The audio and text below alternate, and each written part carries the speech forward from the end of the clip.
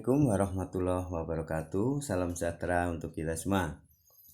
Bagaimana kabar Bapak Ibu para ASN ya, PDKK maupun PNS, TNI, Polri maupun para pensiunan. Semoga dalam keadaan sehat walafiat, tetap semangat di dalam menjalankan aktivitasnya, dan semoga Bapak Ibu selalu sukses.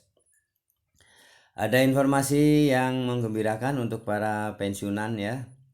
Ini adanya instruksi ya dari Presiden Prabowo kepada Menteri PMK ya saat bertemu dengan para pensiunan. Ini ada hal-hal yang disampaikan oleh Presiden Prabowo ya untuk kesejahteraan para pensiunan. Nah, semoga ini bisa direalisasikan ya. Namun sebelum menyimak video ini, silakan Bapak Ibu untuk memberikan subscribe, like, isi komentarnya. Mari kita simak bersama informasi selengkapnya ya. Ini pesan Presiden Prabowo kepada Persatuan Pensiunan ya Indonesia ya. Nah, ini apakah janji atau program ya kesejahteraan yang akan disampaikan oleh Presiden ya. Mari kita simak bersama informasi selengkapnya. Indonesia atau PPI melakukan rapat kerja nasional di Jakarta yang dibuka langsung oleh Menko Bidang Pembangunan Kemanusiaan dan Kebudayaan atau Menko PMK sebagai utusan dari Presiden Prabowo Subianto. PPI memiliki peran strategis dalam mendukung kemajuan bangsa dan negara melalui pemberdayaan para pensiunan yang berasal dari berbagai bidang ASN dan menjadi wadah untuk memaksimalkan potensi para pensiunan agar tetap produktif. Presiden Prabowo Subianto melalui Menko Pembangunan Manusia dan Kebudayaan Pratikno menyatakan bahwa para pensiunan memiliki peran strategis dalam mendukung kemajuan bangsa dan negara.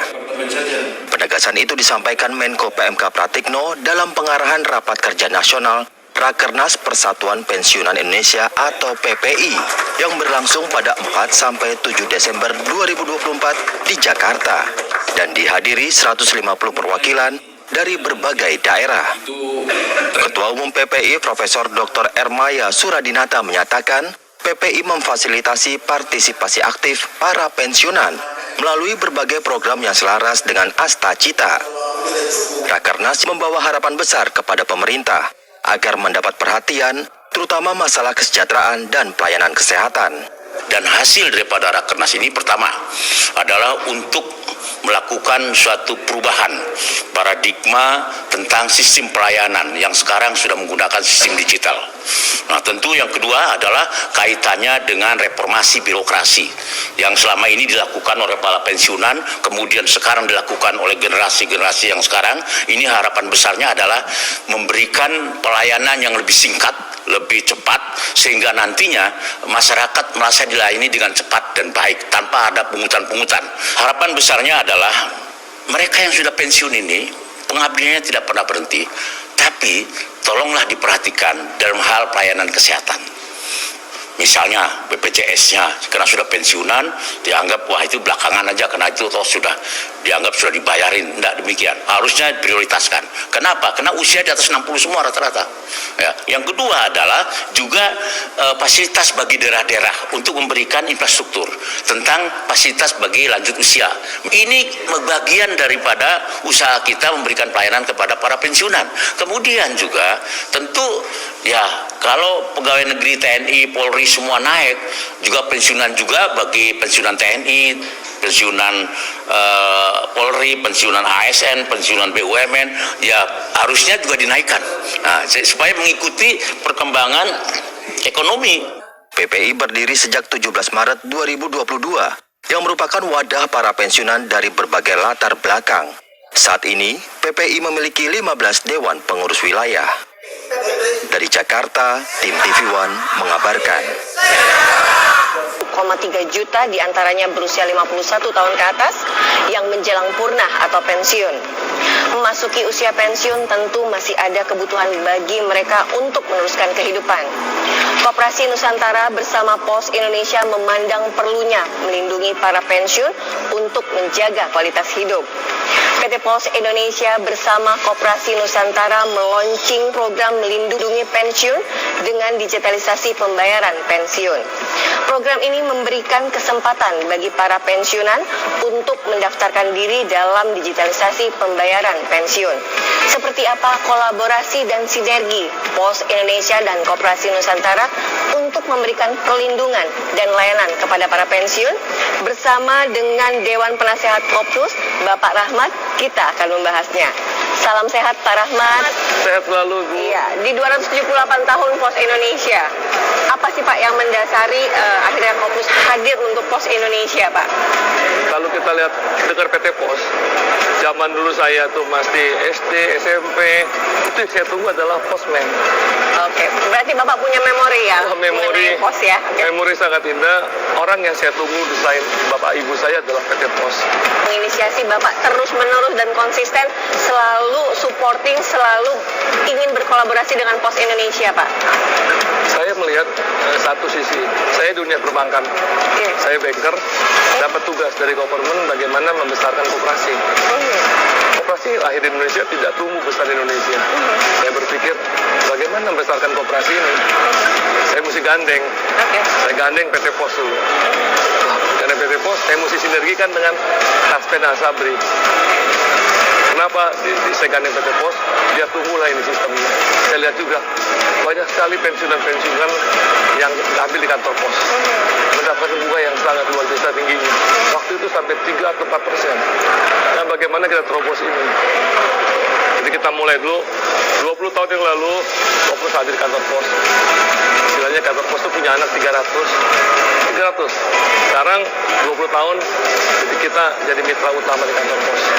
Jadi kalau bilang singkatkan, PT Pos sekarang punya 8 anak. Yang seperti kita ketahui bahwa pensiun ini adalah tokoh-tokoh yang sangat berjasa bagi bangsa Indonesia.